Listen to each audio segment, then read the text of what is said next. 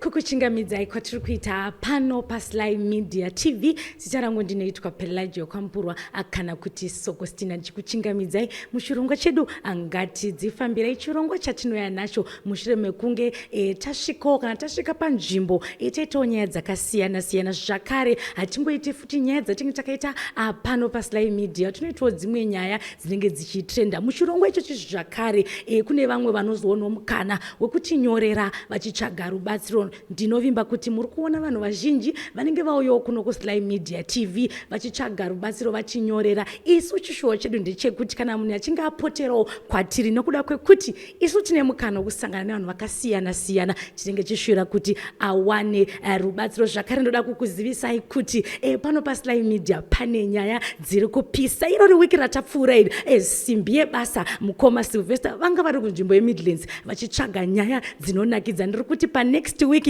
agara une data nekuti uchazvinzwira nekuti simbi yebasa yanga iri kuMidlands ikoko. Saka tisati tapinda muchirongwa chedu, zvakare regai ndiwane mukana uno wekuti ndikutendei imi mafollowers edu nekuti da kukuzisai kuti tazosvika paya pataishwira pa 300,000 subscribers tava muChampions League ka. Asi tiri kuti hatisi kugumira ipapo, ngatiti panosvika December tinenge tasvika pa 500,000. Hamuna kundirasisa, ndinovimba nemi. Saka muzuva ranhasi ndinowo mudzimai akatinyorera pano paSly Media TV akati, Sokostina, ndaitawo dambudziko. Mudzimai uyu anonzi Leah Mwenje ane makore 43 years ekuberekwa. Atinyorera akatizisa kuti mudzimai uyu ane dambudziko huru riri kuitika mukati meupenyu hwake. Anonzwa mudumbu muchifamba zvinhu, zvakare anoti ndikanzwa chibayo ndinozonzwa munzeve dzangu muchirira nyuchi. Saka Leah Mwenje asvika pamastudio pedu pano. Regai tinzwe zvizere kubva kwaari mudzimai anonzi Leah kuti dambudziko iri chii chinenge chinyatsoitika muri Zimbabwe kuti munhu unozoti wabayiwa nechinhu onzwa nyuchi mukati menzeve dzako. Saka angatotudze zvizere, ndiye muridzi wenyaya. Ndinokuchingamidza Leah, wakadi yako? Tiripedu makadiwo sisipe. Tiri right. Takaonawo matinyorera kunoku muchitaurawo dambudziko ramuinaro. Tingada kutanga nekuziva kuti chii chakazoita kuti mude kunyora kuno kuSly Media, nekuti ndinovimba kuti kune kwakawanda wanda, kune vanotefenyurawo vanobatsira vanhu asi makasarudza kuti ndiuye kuno kuSly Media. Chokwadi chakaita kuti makadi enyu ruzhinji rweZimbabwe chakaita kuti ndisarudze kuti ndinange panapa. Ndakangoona kuti pamwe ndokuruyadzo kwazvingaperera chimiro chandakanga ndinacho nekwandakanga ndabva kusvika nhasi pandiri pano. Alright, regai tichipinda munyaya.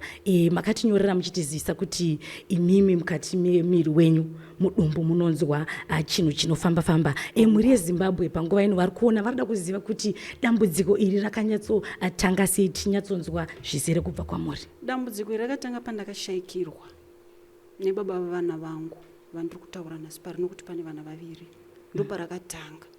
Saka handisi kunyatsonzwisa kuti zvakafamba sei kusvika pari nhasi.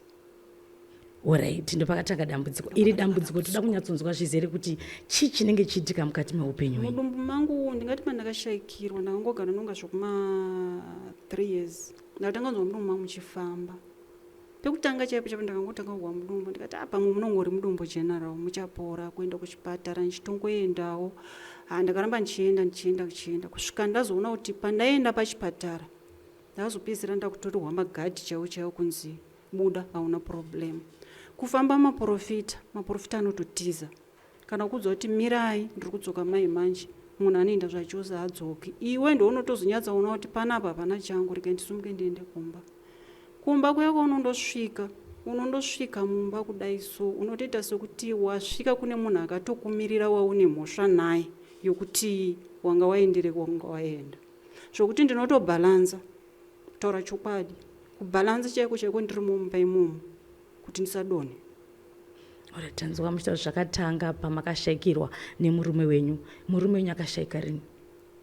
2005 muna June kana semadhitsi anjenyatsokusiva. Alright. Saka muchirangarira tingati dambudziko iri rane makore akawanda sei kubva ipapo? Rane makore zvokuti mukakakulita 2005 kusvika pari zvinezvi ndokuda kwakutosvika kumachivo 18 kana kuti 20 somewhere there. Alright. Saka panenge pachiitika izvi zvokuti mudumbu menyu mune muchifamba chicha munenge muchinyatsonzwa ipapo? Munoita kunge ndikuchekwa nebanga, mofamba muchimuvha, ukabata kudai chinomuvha chienda rimwe saidi, ukabata kusaidi iri kunzwa kuti chiri pandinda udzama kudzikamisa chinomuvha futi chotiza choenda. Saka ukazoramba uchichibata ndikabata both side kudai chobva chaita right round yewest chadaro choenda nekumakumbo. Saka side rangu rekwa left iriri robva rapinda mukati, iri rekwa right iriri gumbo rangu robva rozvimba, ndobewa chigunwe chihombe ichi ndetangu ndabewa netsono. Pasi petsoka dzangu potanga kupisa, ndetangu ndakatsika matombo kana tsono kana moto zvokuti ndototora mvura yemufiriji ndochidira kubva kuno kusvika uku ndokuti ndikwanise kuita sei kana kuri kuti kurara ndorara. Ko pamunenge muchizonzwa kubayiwa muchinzwa nyuchi ipapo? Hapana zvandinokwanisa kuita, asi kazhinji ndogona kungototorawo sauti zvaunongonzwawo nevamwe ndomwa, but hazvichinje nokuti nguva yacho yesu from there pandakashakirwa nemurandarume handambozotera mazuva angu handisi kuenda kutoilet. Saka ndozvimwe zvinhu zvanyanya kundinetsesa ipapo kuti hawai ende upenyu hwangu hwakabva hwasunga. Mati hamuna kuzoteera musi kuenda kutoilet muchireva kuti makore ataverenga paya hamusi kuteera, hamuna kubva mazoteera here nekuenda kutoilet kana kuti? Saka makore sei hamusi kuenda kutoilet? But nchidya muchidya zuva nezuva? chidya zuva nezuva. Izvi ndokwazvava zvava kutoda kutotanga kutoda kundikanganisa kutoti ndisanyatsoudya zvakanaka, ndopandazotoona kutoti inyaya yakuna kwandiri kuenda nayo. Unombozama kufamba wakanyarara asi unoona kuti wega hweiwini nyaya yacho iyi. Saka tingati imimi nekuda kwedambudziko iri upenyu hwenyu hwamuri kurarama pazuva ranhasi upenyu hwakamira sei? Wangochingoraramawo zvokungotiwo zviye pane time yekuti uchirarama zviya pane zvimwe zvinhu zvausinganyatsokunzwisa kuti chii chichiitika muupenyu hwako but uchitokanganisika. Asi the period ichichiitika zvinhu izvozvo sena hangu maitikira zvazvita kwandiri une usingatombozvifunga hamene umaitira zvazvichingotoita. Saka hazvisi kuafekta here manje mararamiro enyu kuti mukwanisewo kushanda kana kuriritira mhuri yenyu? Zviri kutondiafekta nokuti ndikatotarisa mwana ari papo aifanira kunge ari pane imwe level kana ini ndaifanira kunge nditori pane imwe level. Ndiri munhu anobata nemaoko angu, ndiri munhu asingakwanisi kugara pasi neshungu dzekuona zvichita vana vavamwe neinda kuti mwana wanga vavariri kusvika ipapo zvokuti ndikazvirangarira nesituation iyi nevana vakasiyiwa izvi zvinhu ndinonzwa kurwadziwa nezviri kungoitika zvacho. Imimiwo muupenyu hwenyuwo muchikura muchirarama ngatirega tidzokere mumashure murume wenyu aripo, pane zvimwe zvaimboitikawo muupenyu hwenyu here zvekuti zvamamusinganzwisa kuti zvakangotanga pakashayika murume wenyu? Pamwe kuda sevana vadiki handizivi kosi that time ndasati ndambonyatsa kuti aingoita ndingazoti ndingatsanangura ndichiti chii ndaingotiwo kuda ndo zvinongori zvinhu zviri natural but usingatozoti mberi kune hondo. Pane pamambotitsanangurira tichidzoka panyaya yedu muchiti imi munombofamba kumaprofita asi pamwe pacho unoti kana wabva ikoko unoita sekuti pane munhu akakumirira, ipapo taunyatsoziva kuti mie muchirevei kuti munhu anenge akakumirira kumba? Ipapo ndikazama kutsanangura ndichiti shona ndingataure ngaita sekuti batike handimuona sezvo kuti uri mwana ukaita musika wapaimba mai vanogona kuti ndichakubata kana kuti nhasi ndodawo kurova. Saka unochitya kuti udzokere kumba nyatsoziva kuti ndokundorohwa. Saka hameno zvezvichiitika mumba imomo pane zvinhu zvichiitika mumba imo zvokuti chimwe chacho chidimbu unotogona kutozofuma dhoo rakashama kana kutadza kurara usiku hwacho asi uchishauza kuti uri kutadziswa kurara nei hope uchitodzinzwa. Ndochimwe muchidimbu marondedzero andingaiti. Iko kwese kwamakafamba uku pane zvinombobatwa kana zvinombotaurwawo here? Hongu zvinobatwa zviripo vanotsanangura vanenge vachikutsanangura. Makatsununga kunditsanangurirawo? Muchidimbu ndingangoti vamwe vanongoti ndezvekwandaberekwa wani, vamwe vanongotiwo dambudziko pane zvakaitika kumusha kwandakaroorwa. Saka mukufamba mushayikwe zvinotaurika. Saka ini handizozvi kuti zviri papi. zviri kuenda kupi, zviri kuda kudii, zviri kutaurwa zvakawanda. mati kuhospital makasvika pakunzi hamuna chirwere? Hospital vakatanza hapana kana chatiri kuona, mapiritsi ndamwazve hapana chiri kumboshanda, ndingozodzimara ndamasiya mapiritsi nozo. Ko imimiwo kurarama kwenyu dyere nekuita sei, hamumbosangana izvo zvinokukanganisa here mupfungwa muchirarama mukati meupenyu hwenyu? zvinowanika izvo, it's like zvezvo zvakaita zvinana dzungu, kuita kunge musoro uri kutenderera kudai so kana uchifamba. Zvinhu zvinondibata, kana kuona rima, kana kungoona zvimwe zvinhu zvausinganzwi sungoona kunge mberi kune munhu, kana kuti pasaidi pako kunge pari munhu.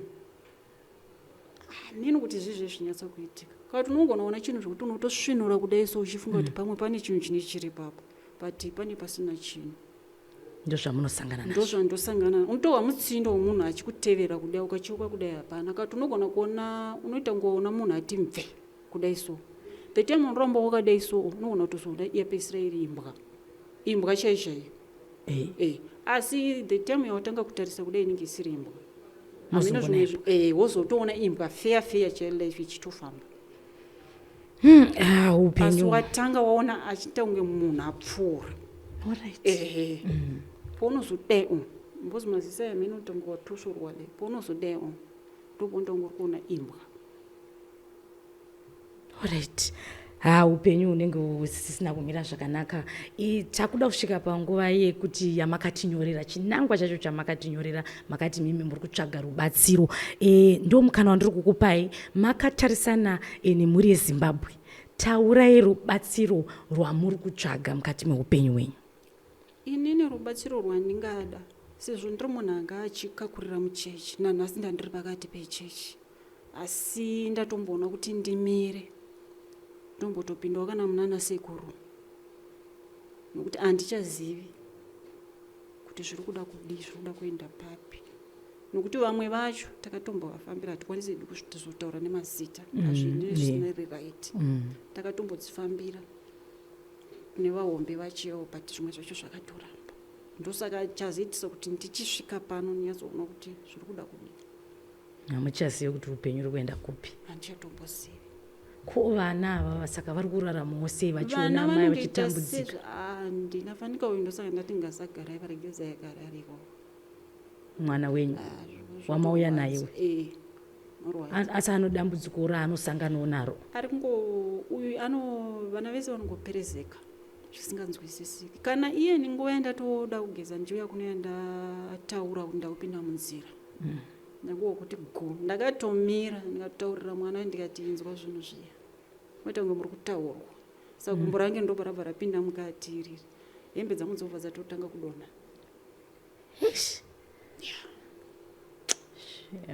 Gumbo riya roramba roita sei, rochipinda mukati manje, ndoita kunge chirema, but handisi chirema. Rinongopinda mukati nguva iyoyo? Nguva yatatodhiskasa mukoma vachingoma silai vachitoti aiwa pindai munzira muuye kana zvichigona, kana muchikwanisa kuti mosvika nhasi. Ndikatoti regai ndipinde munzira, ndoparatanga kuti ndikati inzwai zvinhu zviya zvatanga, ndoparatopinda mukati kudai, zvokuti mukatarisa sketi yacho inobva yatoti nyangoma muchikwana ndotadiki. Ipapo nguva yatatotaura titochinja toyeko.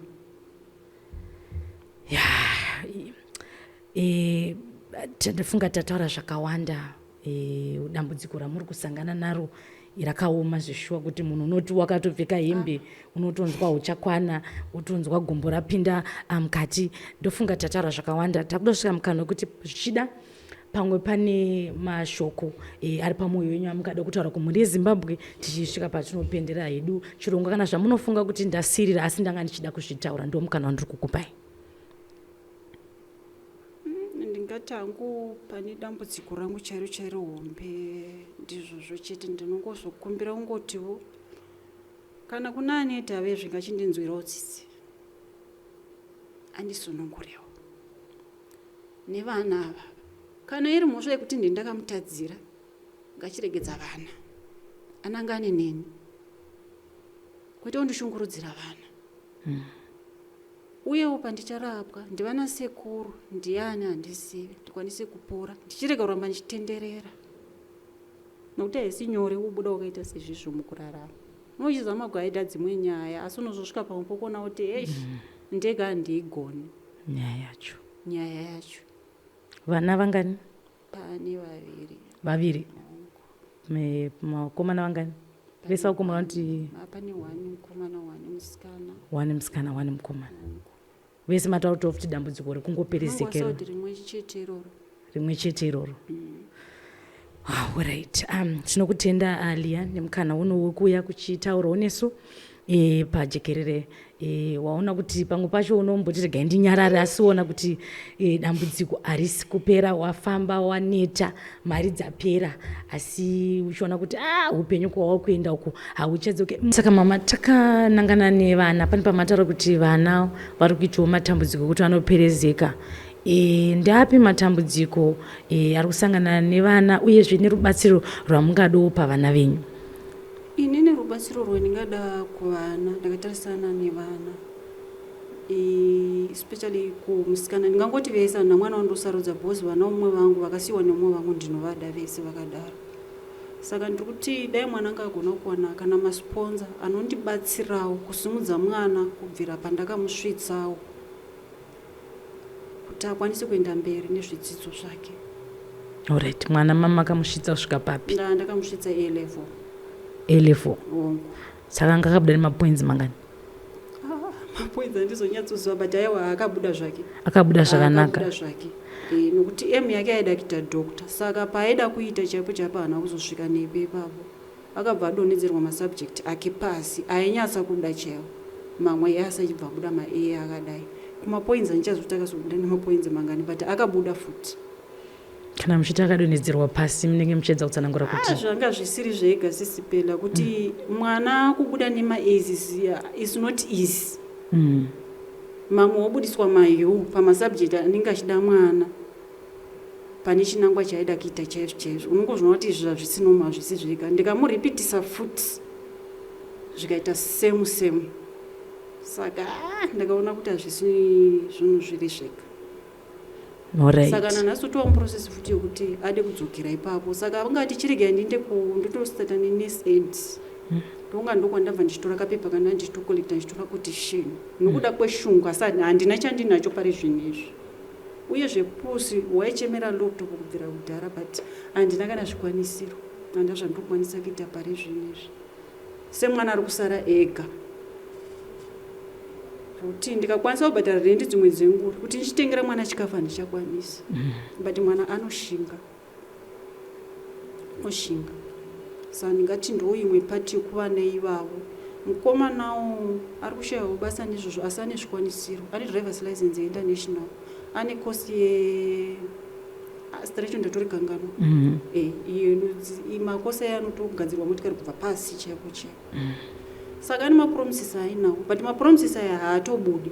Unotoshedzwa utonzouya kuno kana kuti utobuda utoenda kana kune imwe nyika utonzouya kuno zvindosvika zvopusa mwana ari ikoko. Odzoka zvakare. Omirira futi oshedzwa kumwe. Because zvinhu zvake zvakarongeka. Nokuti pane mapepa ake atobuda nhasi. Nonga musikana uyu anogona kuzokuratidza ngekuti make ari kutondoda kutokolekta. Saka ndo challenge yandiri kusangana nayo kuvana. Alright. Muri Zimbabwe amai vari kukumbirawo vati zvakare vari kukumbirawo kuti kune vachada kubatsira pamwana wavo. Vane mwana womusikana vari kuti mwana ndakakwanisa kumudzidzisa kusvika form 6 asi kuti aenderere mberi ndashayiwa mari. Shungu dzemwana ndedzekuti aida kuita doctor asi nyaya yekuti vari dambudziko ravari kusangana nazvo zvakabva zvapotseka. Mwana haana kuzobuda nemasubjects ake but pari zvino akanyora ake form 6 akabuda nemapoints ake akanaka. Saka kunowo vachada kubatsirawo vakananganawo nevana. Hanzi mwana womukomana zvakare akaitawo zvidzidzo zvake zvakanaka asi hapana chinombofamba chinoitika. Saka tiri kuti kuna vachabatsira vanotibatawo pano paSly Media TV kana kuvabatawo panhamba dzavo kuti vaonewo rubatsiro vakanangana nevana vavo. Muri yeZimbabwe ndiye murandakadzi watanga tinaye muno Elia Mwenje ane makore 43 years akapoterawo kwatiri achitaurawo dambudziko rake. Handichataura zvakawanda asi manzwa achitaura kuti upenyu hwari kurarama hauzi nyore, kuti munhu anosvika pakufambwa nechinhu mumwiri make, zvakare anoita kuti anobayiwa nechibayo obva anzwa nyuchi, uye ari kutiwo ndatambura nekuti ndakutyirawo kunyange nevana vangu vaviri, mukoma nemusikana, vese vari kutiwo dambudziko rokuti vanongoperezeka. Atotitsanangura kuti paangada kuuya kunoku achitaura namukoma Sly anzi ndatonzwa kuti chinhu chiya chandibata pagumbo rikapinda mukati. Saka mhuri yeZimbabwe tinoziva kuti ukaonawo mumwe auya nenyaya yake ngatibatirane pamwe chete. Ndoziva kuti tese tichinzwa nyaya iyi yatibata, kana neniwo pano yandibata, ndikuti ngatibatane pamwe chete tibatsirewo hama yedu ive neupenyu hwakanaka, uyezve nevana vari kutaurwawo kuti vaende mberi neupenyu hwavo. Saka kune vachadawo kubatsira murandakadzi yeyu munogona kutibata pano paSly Media TV. Namba dzidzo dziri paskrini idzo munotifonera kana kufonera ivava muchitaura nawo vari kukumbirawo rubatsiro. Ndinokutendai muri Zimbabwe nekuona chirongwa ichochi. Ndinoti rambai muchiona chirongwa ichochi, ngatidzifambireiwo, rambai muchitinyorerawo kwatiri kuno. Tinenge chino chishuwo chedu ndechekuti kana uchinge wapoterawo kwatiri iwewe uwanewo rubatsiro, upenyu hwako huenderere mberi. Regai ndikutendei zvakare nenhau yekuti mukuramba muchitisapota, mukuramba muchiona chirongwa chedu, uye zvakare totonzwa vamwe vanotibatawo vachiti ndaona nyaya yakati tinoda kubatsira. Ndozvatinenge takatarisira, ndozvatinenge tichida, because you know pano paSly Media dingindira redu ndekuti we want to build bridges. Pauda kusvika ipapo tokubatsira kuti usvike. Zvakare regai nditaure nhau yekuti panapowo takuburitsawo masports. Ndofunga tiri kuona vakadzi vachitamba nhabvu, saka endei munoonawo. Ndofunga ndisingakanganise wiki ratiri kupinda irori kutori nemutambo unenge uchitambwa, muchauona paskrini ipapa, unenge uchiiswa masports, vakadzi vachikika nhabvu. Saka endai zvakare ikoko muchisapotawo chirongwa chemasports chatakuunzirai pano paSly Media TV. Sapotai. Regai ndichisarai zvakanaka. Don't forget to like, follow and subscribe. Until we meet next time, chisarai zvakanaka. Ndini wenyu Pelagia Okampurwa kana kuti Sokostina. At Master Key and Locks, we provide locksmith services for all your key cutting using latest state-of-the-art equipment. We program key cores to produce an original durable key for all types of cars and house keys. With this latest technology, we cut keys in 20 minutes while you wait. Days of importing lost car keys are over. Locksmith key cutting services and programming ECU cloning is our everyday business. We open locked doors for all cars and houses. We repair and install remote control programming. We have backup space for remote batteries, and we do remote leakage repair, new lock sets, key renewal and replacement, door lock and ignition repair. Call now on the numbers on your screen or visit us at 59 Central Avenue in Harare.